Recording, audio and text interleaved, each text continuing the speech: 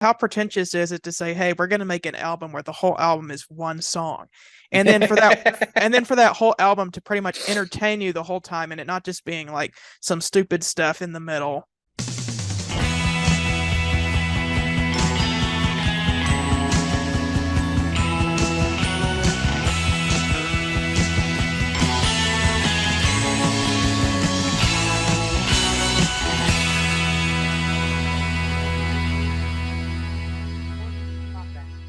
Hey, music fans, we got some more Jethro Tull for you today. We're going to be doing Thick as a Brick.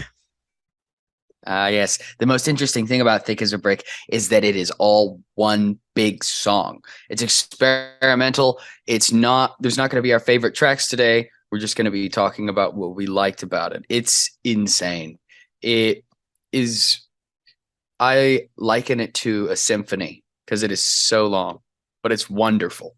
Absolutely wonderful. And the same themes recur in it time and time again, the same leitmotifs. So try and pay attention for those. Anyway. Oh man, I'm real excited about this now. So, we are going to be listening to side one, and then instead of talking about favorite tracks, since it's all just one song, we'll kind of talk about what we like about that, and then we'll do side two, and then give our final, not our favorite tracks, but just our final rating on the album. One thing that I think is really interesting about this album, I've never heard it before. This is my first time listening to it, but I've seen it in record shops, and the album sleeve is a newspaper that you can open up, and there's all these fake Monty Python type humor stories in the newspaper. And then on the front page, the headline story is about some kid who wrote a poem in a contest, but the poem was too bleak, so he got disqualified. And apparently the poem is the lyrics to the album that we're about to hear. So I know it was really written by Ian Anderson, but that's kind of the fake story of this album. So without further ado, let's get going. All right. I just had a few things I wanted to say before we listen to the album. Mainly just two things. Number one, we got our new shout outs. I released a video earlier this week with some channel updates. If anybody wants a shout out, just be the first person in the comment section to comment these exact words. I want a shout out. And then I will give you a shout out on our next video and subscribe to your channel. So that is that. And then the second thing is we're at 66 subscribers, which is really close to 100. So I'm announcing the Sound Lab Studios push for 100. Once we get to 100 subscribers, something really big is going to happen. I'm not going to announce quite what it is yet. I'm thinking through right now, but I think I know what it's going to be. It's possibly an opportunity for you guys to choose what album we listen to. So that's all I'm going to say about that. But tell your friends, send out links to other people. And once we get to 100, we're going to be celebrating big. Oh, yeah. So, shall we begin? Yes. Okay, track listing for side one is Thick as a Brick, side one. Let's go. All right, let's do it. 3, 2, 1. Really don't mind if you sit this one out. My words but a whisper, your deafness a shout. I may make you feel, but I can't make you think.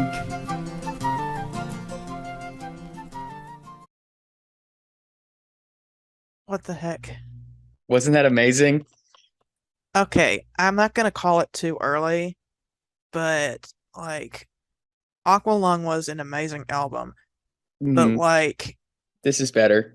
I'm digging this more than Aqualung, if that's even possible. Oh, it's definitely possible. Aqualung's nowhere near their best. Wow, that's all I can say. This is up there with like 2112 with those really long songs that like keep you interested the whole time, and you kind of lose track of the time because of how good it is. Oh yeah, guess what, Garrett? We're only halfway through. It's crazier. Wow. Okay. So there's no songs, and there's not really any distinct sections labeled. So this being a first listen, I'm not going to be able to hit everything, but I just want to talk about what I like about this. Um, First off, you never get bored within the whole 22 minutes of it. I mean, this is only halfway through, but like I didn't really feel like I was bored. There was a few times that I had checked to see like how much it had left, but not because I was bored, but because I'm like, how long until I get to talk about this? Oh yeah. Because there's so Oh much yeah. stuff. What I like the most about this is probably the instrumentation, like all the different instruments that is going on here. You got guitars, both acoustic and electric. You got organ, piano. You got all kinds of percussion, like xylophone and stuff. And then at the end, there's like this weird wind sounds like, whoosh, and then like an ominous bass, like boop boop boop boop boop boop, and that kind of fades out. Mm-hmm. Like so many instruments on this. And like depending on what section of the song it was which of the instruments were being used, and of course the flute. You can't have it without the flute. Um, but also the time signatures like were changing constantly. Like it was never in the same time signature for very long. Mm-hmm. You want to know something insane, Garrett? What? My mother got to see this in concert. Oh, I don't know how in the world you would play this whole thing live. Like, how could you remember all that? They remembered all of it, and in fact, even though the full Thick as a Brick is about 44 minutes, my mom, uh, my mom was at the concert. She said that it lasted about an hour and a half. Oh That they just man, they kept riffing on it. They just kept going with it. Oh my gosh, I can't imagine how wonderful that must be to have been able to see Jethro Tull do this live. wow. You know? I mean, like they wouldn't have some of the studio tricks. Like there's probably wasn't like all of the percussion and stuff, but like I can just imagine like playing this live. Like, But also Jethro Tull has the advantage of the fact that they hire extra players for concert, sort of like an actual symphony and stuff. So like the delays, they'll literally just have other people playing the same notes later and stuff to create the same effect in real life. Like oh, okay. like it's really orchestral performance whenever they have concerts. It's insane. I think there are over 40 members of Jethro Tull throughout the years, or some high number for Whoa. that. With Ian Anderson being the only constant, everybody else switching and changing out. But like, yeah, Ian wrote all of this. That's insane. The other thing I really like about it is the stereo separation. How like some of the stuff like keeps switching between your ears. Oh yeah. Like I know when I listen to 60s music, I listen to it in mono, but that's only because stereo was in its infant stages. Once stereo gets to its full power, like there's nothing stopping it. Like Queen's Bohemian Rhapsody with like the things going back and forth in the ears, and this especially like with some of the instrumental sections and like the drums and stuff, like the drums like went from that ear to that ear back and forth. It was like, whoa. Oh yeah. Oh yeah. I think my favorite bit is when they take an instrument that you can hear and then they just sort of like while it's in the middle of its solo, feels like it's going around you, you know? Yes. I don't know. Man, if I did drugs, this album would be great to listen to. I don't need drugs. This is drugs, man. Yeah, it's great. It's great. But yeah, my favorite thing about Thick as a Brick, I guess the only way I can only give me 1 second. So there's a bit where he goes like, "You tell me today." He keeps singing the same notes. However, the chord structure there is it's 4, goes to 1. Then there's a 5 of 6. Oh yeah, that part. That part was just so powerful. That's one of my favorite bits of the whole song. Is that But where then like is that where like the organ was like swelling up and Mhm. okay, yeah, I remember that part. Oh yeah, that was a fantastic part. But I also really like the bit where it was like just the no, that's not right. Never mind about that. But just the very ending, the bow, bow, bow, bow, bow, bow, bow. You know, just that powerful 3-note hit. It's so good. I love everything about it. So now that we are in the second part of the meeting, shall we begin on part 2? Oh boy, am I ready for this? Probably. I haven't fully recovered from part 1 yet, but here we go. That's the best thing is you can't recover from part 1. You got to just keep going.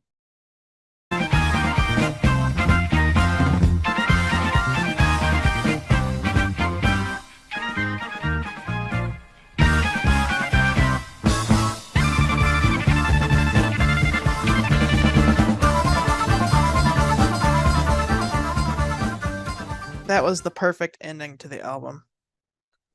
Wasn't it? The same like the same theme as the very first theme, but then just like the acapella as a brick. Yeah.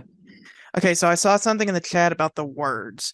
We haven't talked much lyrically about this album. I haven't been paying too much attention, but it feels a lot about like not being able to trust childhood heroes anymore. Yeah, that's a large part of it. Another part of it is just, I think a large part of it is viewing the world cynically, but as a child. And that's such an interesting concept, especially because they talk so much about heroes. Yeah, it says have Superman for mayor and Robin save the day. Remember that bit earlier on inside one where we see there a son is born and we pronounce him fit to fight. And then it goes, there are black heads on his shoulders and he pees himself in the night. We'll make a man of him. Basically, it's taking the concept of heroes and just flipping it on its head.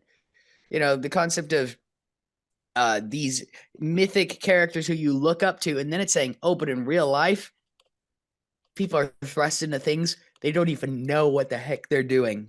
You know, I love the message of this album. Also, of course, we must now specify, due to current lingo, that thick as a brick just means stupid. Yeah. Thick means stupid. It does not mean one who has a little bit of chub. It's just dumb. Thick means you have a thick skull, so your brain is small. Yeah. Anyway, but it doesn't mean sexy as a brick either. Anyway,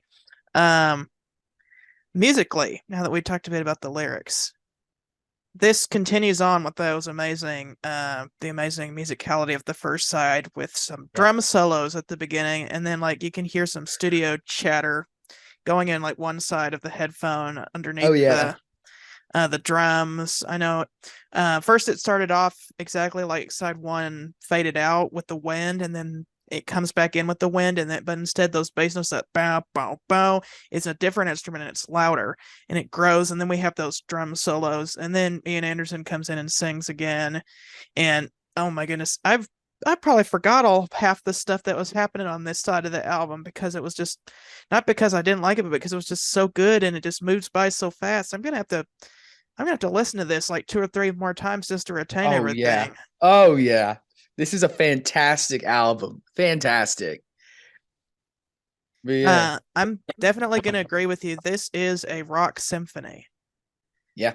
It has all of those characteristics. It has reoccurring themes, changing sections. It has changing time signatures, different instrumentation. This was amazing. That's all I can say is this was amazing. Like, after I've listened to it a few more times, I might be able to discuss it more, but like I am very dumbfounded by how amazing this album was. Oh yeah. So rankings. I'm gonna be honest. I'm giving it a 10 out of 10. You're giving it a 10 out of 10? Yeah. It's one of those perfect albums. There's really not much else I could think that they could do to make it better. You know, for the concept that it is. Well, at least execution, it's a 10 out of 10 for me. Yes. Okay, so first of all, how pretentious is it to say, hey, we're going to make an album where the whole album is one song? And then for that whole album to pretty much entertain you the whole time, and it not just being like some stupid stuff in the middle just to fill up the disc space, but like every note on this album despite it being extremely long, seems very carefully planned and does not seem out of place. Like that, like on paper, this should not be good, but like they executed it perfectly. And I bet you paired with the newspaper, where you can sit and read the newspaper while you're listening to some of these instrumental sections, makes it even more fun. I will never give something a rating this high on first listen, but this is an exception. I'm going to give this a 9 out of 10 for first listen. Wow. Yeah, Garrett, you said you'd only save 10 out of 10 for your favorite album. And so, no, like 9 out of 10 means like it's really close. I could have, okay, I almost gave it a 9.25, but since it's my first time listening, I decided to scale it back to just a 9. Be deserved, yeah. Yeah, but like, it's good, isn't it? Ask me again in a year and it might be a 9.5, 9.25, something like that. Oh yeah, it's amazing. Oh my goodness, the time flies when you put it on. It really does. Like, oftentimes when I have nothing to do, I'll ask my Echo Dot to play Thick as a Brick, and an hour will have gone by, and I'll be like, oh wow, nice. Yeah, you can just let time slip away when you're listening to this album. Like, if I had the record of this, like, I could just imagine myself just like staring off into space and just getting lost in the music. Oh yeah, oh yeah. This isn't my favorite Jethro Tull album, though. How is this not your favorite Jethro Tull album? I think there's better. How can you get better than this?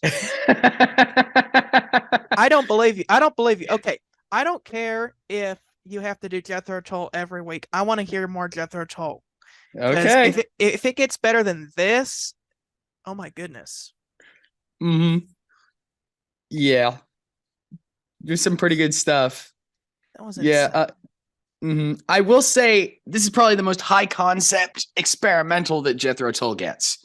But they do have other albums, which I guess it's because of nostalgia and things that I really enjoy.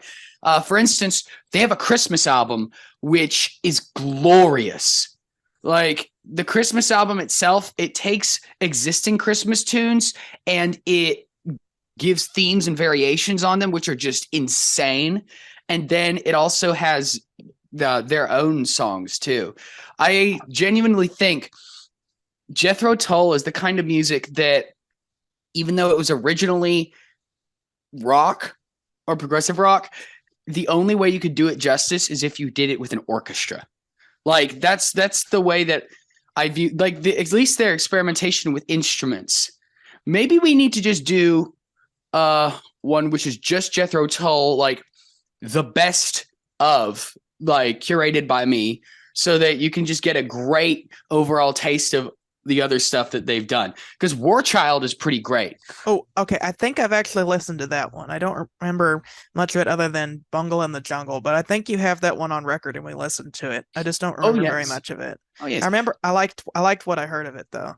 Oh yeah, but also there's a lot more. But we should wrap up the episode before we keep chatting away. So okay. So I know what we're listening to this Christmas, Jethro Tull's Christmas album. Oh yes. But that'll be it for this week. See you guys next week for our next album. Bye.